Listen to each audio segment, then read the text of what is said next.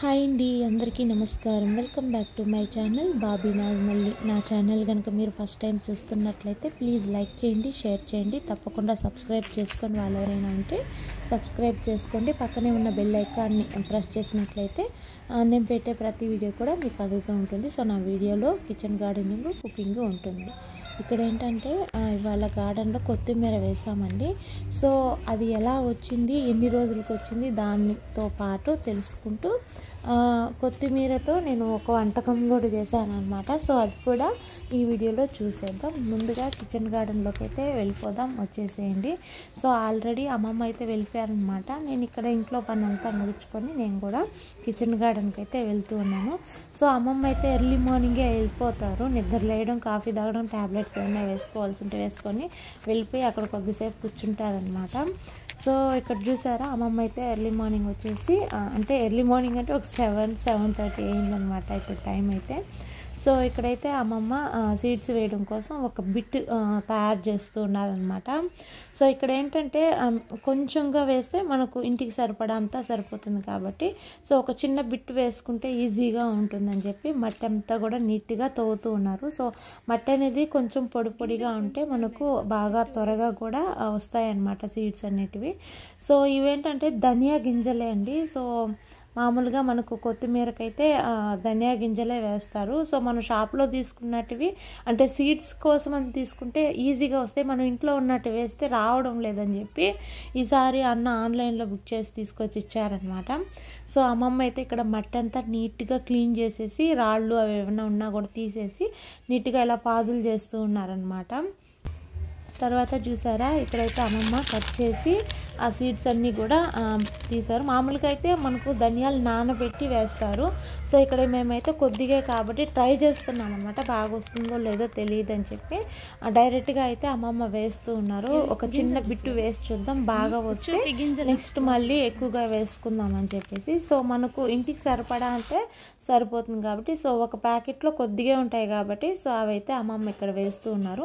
మామూలుగా అయితే నానబెట్టి వేస్తారంట, అమ్మమ్మ అయితే డైరెక్ట్గా వేసేసారు. సో ఇక్కడైతే వేసిన తర్వాత మట్టి అంతా కూడా నీట్గా దానిపైన కప్పేశారనమాట. పాట్స్లో వేసుకున్నా కూడా సేమ్ ఇదే ప్రాసెస్ అండి. నీట్గా మట్టి అంతా ఒకసారి బాగా తవ్వేసి దానిపైన సీడ్స్ వేసేసి తర్వాత ఆ మట్టి అంతా వేసేయాలన్నమాట. మనం సీడ్స్ వేసేటప్పుడు కొద్దిగా మట్టి పొడివారినట్టు ఉండాలన్నమాట. తర్వాత సీడ్స్ వేసిన తర్వాత ఇక్కడ ముగ్గురం కలిసి వాటర్ అయితే పడుతూ ఉన్నాము. సో అమ్మ చెప్తా ఉన్నారు ఇలా వాటర్ పల్చగా పట్టాలి అని చెప్పి. సో ఇక్కడైతే సో చూసారా, మనకైతే ఒక 5 డేస్కి అలా చిన్న మొలకలు వచ్చాయండి.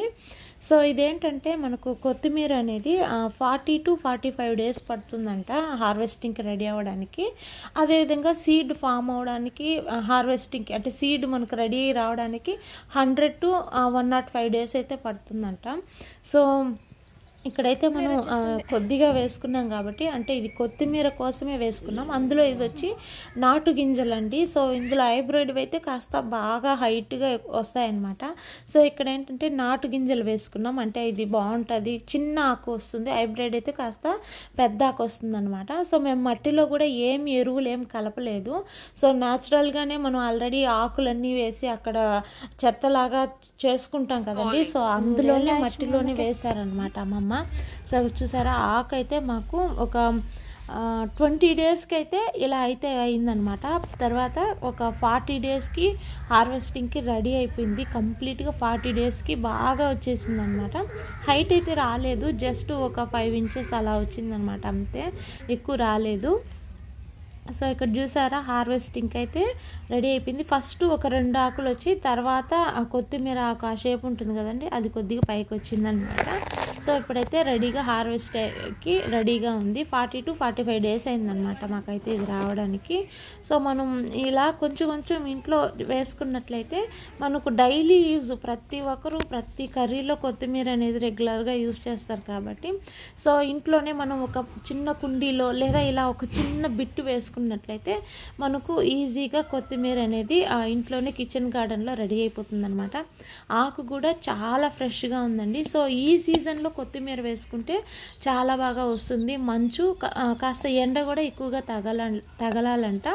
అంతేకాకుండా నేల కూడా కొంచెం పొడిబారినట్లు ఉండాలి. సో కొత్తిమీరకైతే ఇక్కడ నేను కొత్తిమీర అంతా హార్వెస్ట్ చేసి తీసుకొచ్చి క్లీన్ చేసి కొత్తిమీరతో పప్పు అయితే చేస్తూ ఉన్నాను అనమాట. సో అది కూడా చూసేద్దాం, వచ్చేసేయండి. దానికి కావాల్సినటివి ఆనియన్స్, తెల్లగడ్డలు, పచ్చిమిర్చి, టమోటా, కొంచెం చింతపండు, కరివేపాకు కూడా తీసుకొని తర్వాత కందిపప్పు తీసుకున్నాను. కొంతమంది పెసరపప్పు కూడా వేస్ట్ చేసుకుంటారు, చాలా బాగుంటుంది. సో ముందు కందిపప్పు బాగా ఉడికించి ఇలా మెత్తగా చేసుకున్నాం అనమాట. సో ఇందులో ఏమీ వేయలేదు, మీరు కొంచెం ఉప్పు కూడా వేసి మెత్తగా చేసేటప్పుడే ఉప్పు కూడా వేసుకోవచ్చు. సో ఇప్పుడు దీన్ని పోపు పెట్టుకుందాం. ముందుగా ఉద్దిపప్పు, ఆవాలు, జీలకర్ర, ఇంగువ కూడా వేసేసి ఆనియన్స్ అయితే యాడ్ చేసుకోవాలన్నమాట. ఇవి కొంచెం ఫ్రై అయిన తర్వాత టమోటాస్ కూడా వేసి బాగా ఫ్రై చేసుకోవాలి. తర్వాత ఇందులోనే పచ్చిమిర్చి కూడా యాడ్ చేసుకోవాలి. తర్వాత తెల్లగడ్డలు, కరివేపాకు వేసేసి బాగా ఫ్రై చేసుకోవాలన్నమాట. తర్వాత కొంచెం కారానికి సరిపడా కారం, తర్వాత పసుపు కూడా యాడ్ చేసుకోండి. కారం తక్కువ తినేవాళ్ళు తక్కువ వేసుకోండి, లేదా ఎక్కువ వేసుకోవచ్చు. తర్వాత ఫైనల్గా కొత్తిమీర అనేది యాడ్ చేసేసుకోండి. కొత్తిమీర వేసిన తర్వాత ఒక 1 మినిట్ వరకు కొంచెం లైట్గా ఫ్రై చేసుకోండి. తర్వాత ఇందులో కల్లుప్పు వేసుకొని బాగా ఫ్రై చేసుకోండి. ఎక్కువసేపు అవసరం లేదు, జస్ట్ అది ఆకు మగ్గితే సరిపోతుంది. తర్వాత మనం ఏదైతే పప్పు తీసుకున్నామో ఉడికించిన పప్పు అది కూడా అందులో వేసి మిక్స్ చేసేయండి. చాలా టేస్టీగా ఉంటుంది ఇది. రోటీస్కి కానివ్వండి. ఇక్కడ ఫైనల్గా చింతపండు అయితే యాడ్ చేస్తున్నాను. సో ఇది రోటీస్కి, తర్వాత రైస్కి కూడా చాలా బాగుంటుంది. సో మీరు కూడా ట్రై చేయండి. ఇది మా గార్డెన్లో పండిన ఆర్గానిక్ కొత్తిమీరతో చేసినటువంటి కొత్తిమీర ముద్దపప్పు అనమాట. సో మీరు కూడా ఇంట్లో కొత్తిమీర వేసుకోవడానికి ట్రై చేయండి. కొంచెం చిన్న పాట్లో వేసుకున్నా కూడా మనకు డైలీ యూజ్కి ఎంతో యూజ్ అవుతుందన్నమాట. సో ఇదన్నమాట అండి మా గార్డెన్లో ఆర్గానిక్ పద్ధతిలో పండించినటువంటి కొత్తిమీర స్టోరీ. సో ఈ వీడియో మీకు నచ్చినట్లయితే ప్లీజ్ లైక్ చేయండి, షేర్ చేయండి, తప్పకుండా సబ్స్క్రైబ్ చేసుకోండి. Thank you for watching.